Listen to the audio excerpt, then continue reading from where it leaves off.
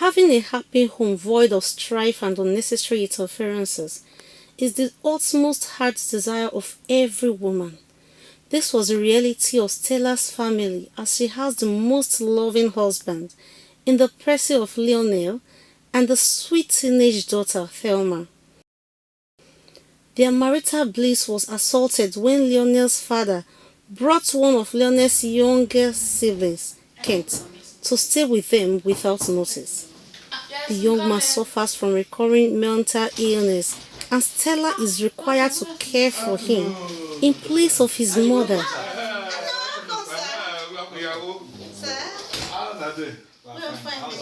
It was okay. Daddy, you didn't inform us before coming.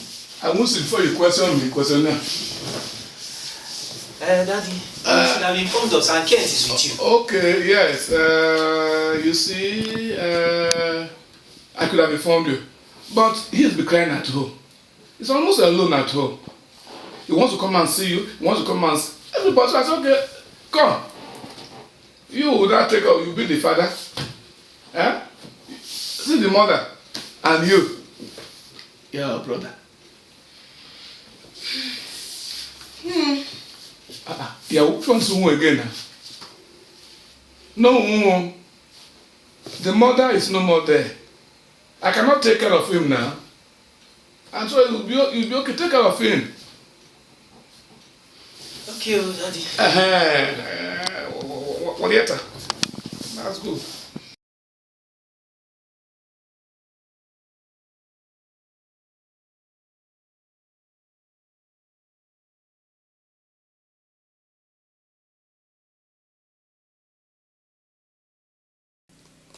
Managing Kent's illness, particularly the resultant damage of his occasional madness, has been demanding on the family, particularly Stella, who is mainly saddled with a daunting responsibility.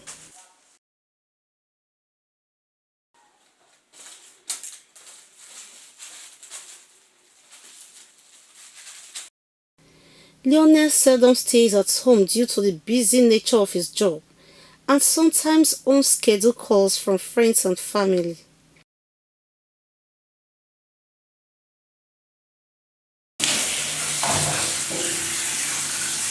Stella has been bearing with Kent's occasional psychosis all this while.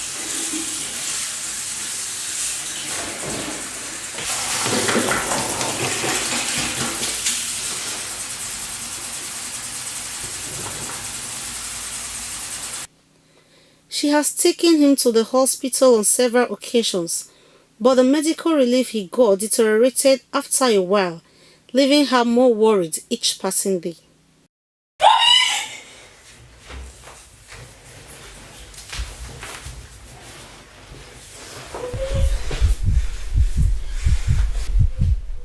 Dear, I'm becoming scared of Kent's recent attitude in the house, especially towards Thelma. Fearing that Kent may someday somehow injure or abuse her teenage daughter, Thelma, Stella had no choice but to impress on her husband the urgent need for a lasting solution to the younger brother's illness. But Lionel could not be reasoned with. She did pressurize him to return Kent to their family house, but her husband was adamant, arguing that she would do all she can if Kent were to be her own brother.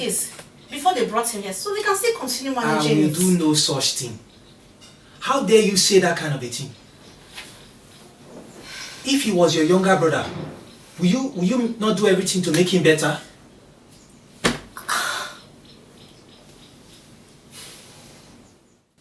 Stella doesn't want to attract Lionel's family wrath due to certain past unresolved misgivings, yet she is perturbed about the serious strains Kent's illness is bearing on her, most especially the safety of her daughter Thelma.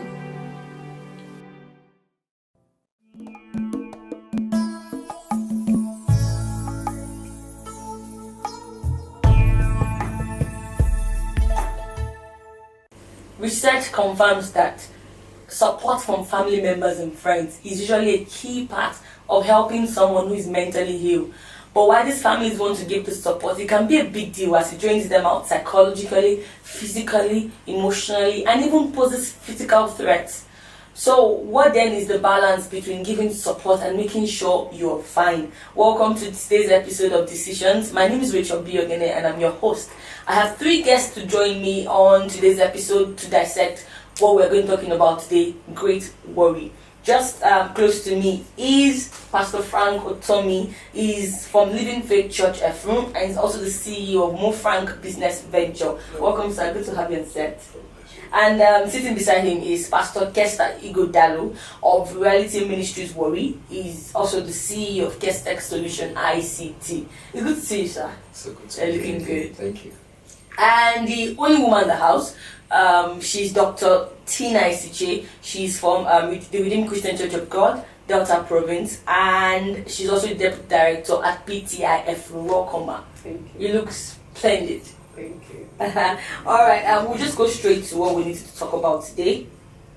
And the first question I would like to ask is that why is it that mental illness is usually more stressed out for people in Nigeria, Africa, especially Nigeria?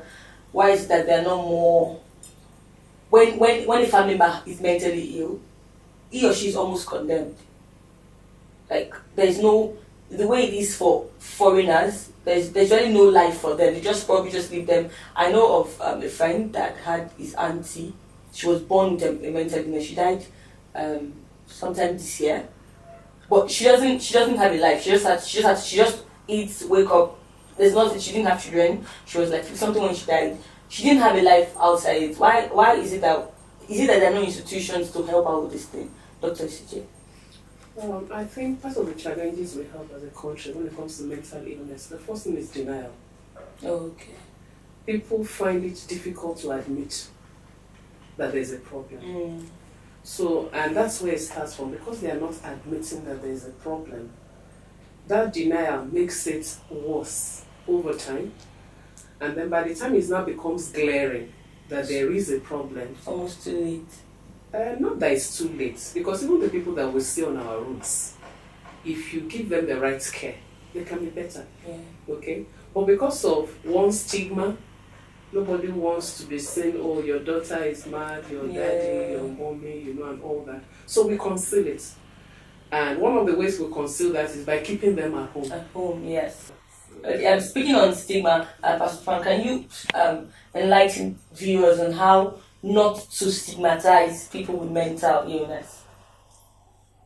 Well, the issue of stigmatization of mentally ill people. The only way not to stigmatize them is, like you rightly said, take them to mental hospitals, psychiatric hospitals. There are psychiatric hospitals all over Nigeria.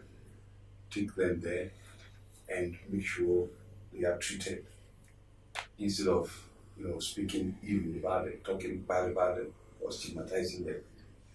So the only way is to take them to the hospitals and let them be killed. Okay, we're still going to stay on stigmatization. Pastor Kester, what role do you think the church can play in helping? The church has become a safe haven, so to speak. What role do you think the church can play in helping families that have one person amongst them that's mentally ill? Every kind of problem that man faces, one of the places where you get succor easily is in the church. And we operate under the foundation of love. And sometimes when this care we render is even for free. Just to know that this person is a member of church and this person is going through this thing. See, everybody rallies around that person. Especially if it's a church that believes in God's word, where the Spirit of God is being given his place. See, everybody rallies around that person, wanting to see how they can help and how they can cover the wound of the person, how they can cover the stigma of the person. So the church plays a very vital role in helping such kind of persons. Sorry, I want to add something to that. In as much as I agree with them, well, there's a place for professional care. All right. Now I say that because many times, I talked about stigma earlier on self-denial. Sometimes when it comes to this issue of mental illness, most times in our country, we think it's spiritual. Yeah. And because we think it's spiritual, I'm not saying that it is not. Sometimes they are. But sometimes it may just be an illness, depression, and things like that. So when we think it's just spiritual, you hear people go to places where they flog them, they do all kind of deliverances, and all that. All in the name of casting out the demons, that are responsible. I'm not saying that demons may not be responsible, but I'm saying that there's a place for professional care. Yeah. And that professional care sometimes is not in church. Okay? I know somebody who from university days had issues with mental illness. In fact, it made her to stay 2 years over. She was in a relationship at that time, and when it became obvious, one of the things the brother had to look at is, do I still want to continue with this relationship or not, knowing what is on ground? Because she had to be admitted in the hospital, and all that. Sometimes she really goes off, and they may have to maybe chain her to the bed, and all. But thank God they were brethren, and the brother had a confirmation. He said, the Lord still says, this is my wife. As we speak, they've been married for 24 years. They have 4 wonderful children, okay, and they are doing well. It's not gone away.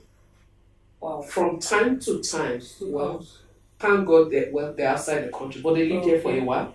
Okay, all this one I was telling you at that initial stage was in Nigeria here. So from time to time, she still has to see a specialist. She's on drugs to make sure that she doesn't relapse and all that. But what I'm saying is that she's living a normal life. So it's possible to be mentally ill. Yes, and live a normal. Take care of it professionally and spiritually. I would like to and say yes, put the two together. Let's not just think it's demons, and all that. You need to balance it. Okay.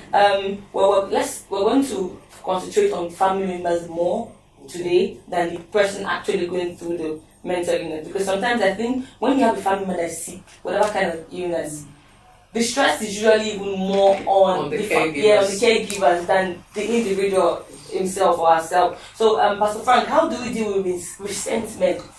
Myself and my best friend when we were in school, we used to say on how it's easily to get resented, to feel resentment towards someone you're taking care of when the person is sick for a while. So I can imagine when it's a mental illness it's here to stay. If it's cold or catarrh or malaria, 2 weeks stops, you'll be fine. But mental illness is something you don't even know when it comes. So there's this level of resentment. So how can family members who are caregivers to a mentally ill person, how can they guard their heart against not feeling resented towards the person? No, family members actually, when it comes to mental illness, they try their best to see that they try their best to see that they are not, feeling that kind of resentment towards the person. But it's something over time. If it's becoming too long, then the resentment comes so how in. can they help? What we can do is actually they should be prayer for the body, praying for God to give them the grace to withstand what they are going through. Okay. But I guess that apart from spiritual solutions, what are the other ways that people can actually? When I said the church is an hospital, that's in itself a very comprehensive statement. Okay. And what I mean by that is that in the church you have all kinds of problems, people with different problems and different solutions as well, and you have different professionals. So I was not really talking about the spirituality of it. I'm talking about the access to solution. We have doctors in church who, when you have a case like that and you meet them, they can give you the best referrals, refer you to the best hospitals. And sometimes some doctors may even have psychiatric doctors in a church that would administer, sometimes almost free, to such kind of persons. Now back to your question, is the issue of resentment and in handling whatever kind of case depends on the individual that is handling the person. But the best treatment and the best persons to handle such an issue is those who are trained for it, those who have the proper training. Are you saying professional caregivers? Yes, they are the best because you see, when human beings have stress limits, there is a way or there's a time where a person will reach his limit, and before you know it, the person will start to react funny. We'll come back on this same question. A question came out of all you said, but we'll have to go on a quick break and be right back. Don't go anywhere, still decisions.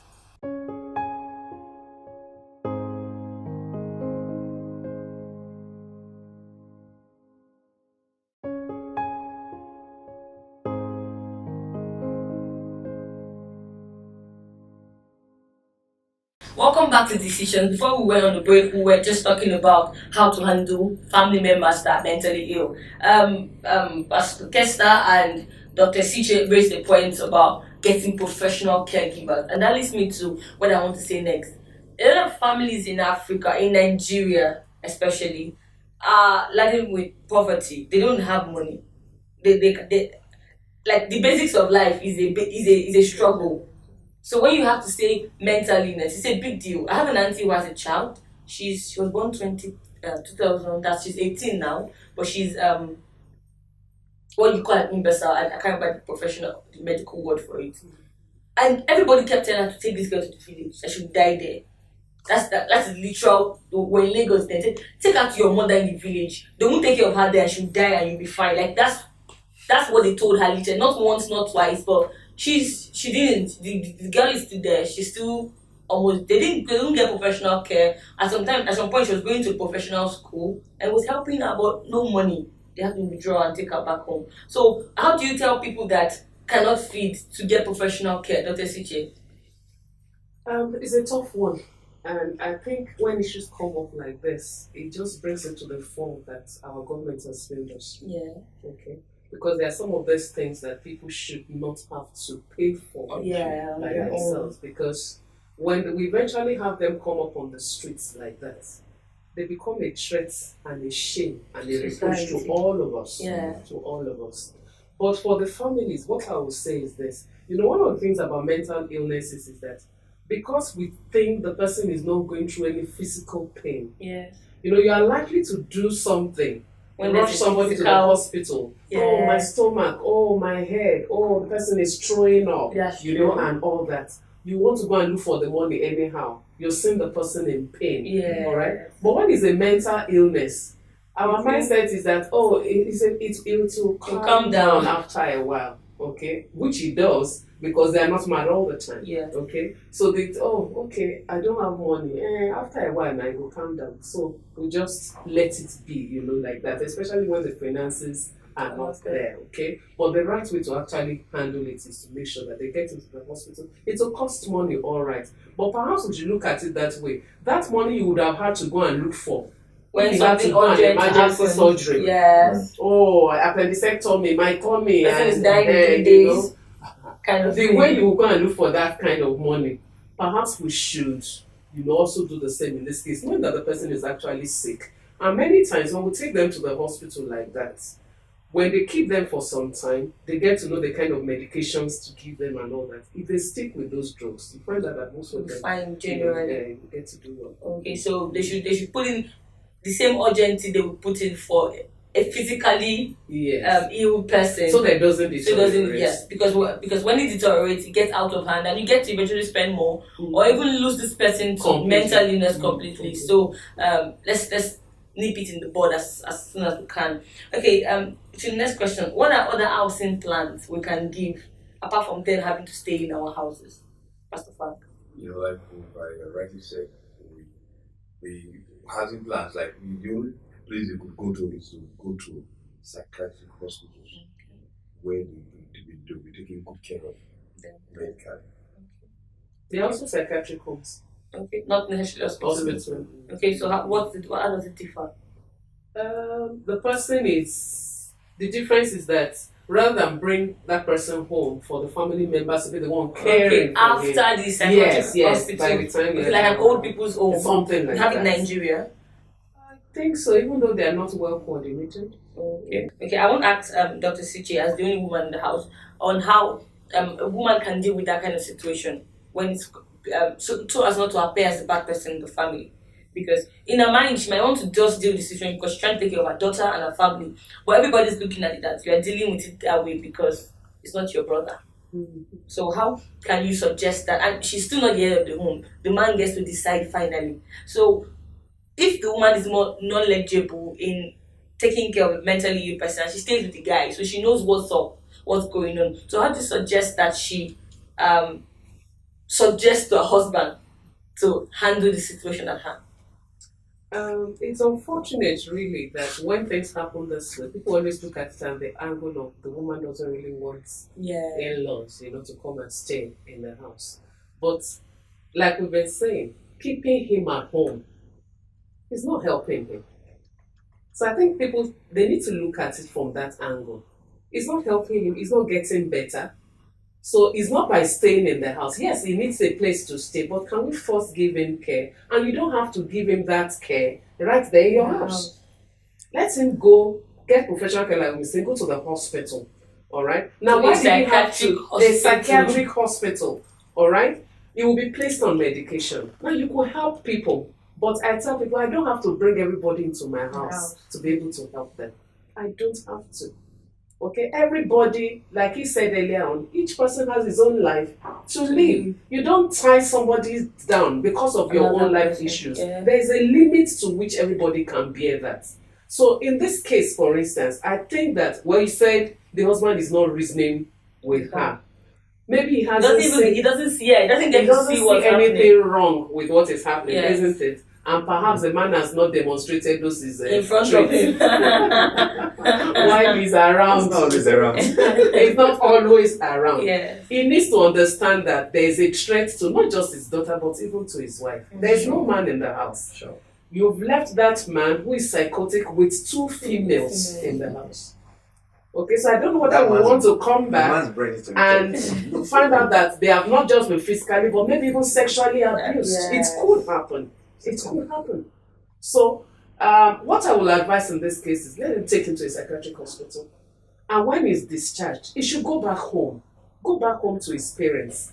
They can pay for his drugs. They can visit. The pretext was that he says he wants to come and see you. Go and visit him. Go and visit him and let him see you. Okay? Rather than just bring him in there, nothing is being done as it were. She's done the little she could, but it wasn't a psychiatric hospital, so he's not really getting the best of care. And then as for the man, there has to be a way for him to understand what is happening in his absence. Whether it's to video and show him and say, this is how bad it is. This is how bad it is. Because he hasn't really seen how bad. I don't think any right-thinking man will see how bad it is and leave his wife. So wives like that should try to meet with that man. I will ask him, to you, what's your concept about a woman? Who is a woman? Isn't she a beast of body? Why would you carry a psychiatric suspicion to your wife? What if she's a nurse? Right? She's a nurse in the hospital. That house is her home. She can't be a nurse out there, come back and be a nurse again. You know, my husband, when he was in active medical practice, brethren come to the hospital and expect me to care for them. And I tell them, no, this is my home. And I'm not even a nurse. So I will visit you like every other church member. Don't expect me that because we are pastors, my husband is a doctor, you're on admission in the hospital, then I come and sit down with you. I won't do that. It's not possible. I won't do that. Pastor Frank, your final words. Yes, we have to go. For the man, we've not addressed the issue of the man. Taking responsibility. They brought the younger brother to the house because of him. And now he was the one who was supposed to be responsible in taking him to the psychiatric hospital, not leaving him at home with a wife. So he failed on his own part, taking care of his brother. Taking care of his brother. Keyword being that. Okay, I wish we could actually prolong this, but that's all we can take. I hope that you've learned from it. For wives or women in this kind of situation, try as much as possible to get your husband to see what is going on. If you need, you have to do a recording, not to shame the young man, but just to tell your husband, this is the gravity of what we have in the house. And for men generally, don't always leave the burden of taking care of everything to your wives. Like, I go and look for money and This is the money. Do anything you want to do. Your presence sometimes is needed in the house for the safe and even for your children to grow up being normal people, being people that are balanced, so to speak. And this is all we can take on decision. Thank you so much for coming, ma. Thank you so much for coming, sirs. If you have more questions, maybe issues like this have not been totally addressed for you, you could reach out to us right now. Our information and details are shown on the screen. We would love to hear from you. And also, we announced on the last episode that if you have stories you want to share that you think the world should hear, please reach out to us too. We'd like to share your story. Thank you for joining us. We'll see you again. My name is Rachel. Be again. Bye.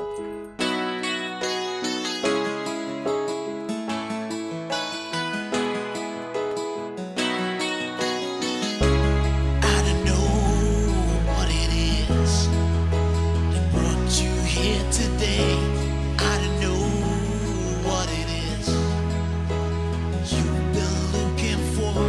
Lift your head up to the sky.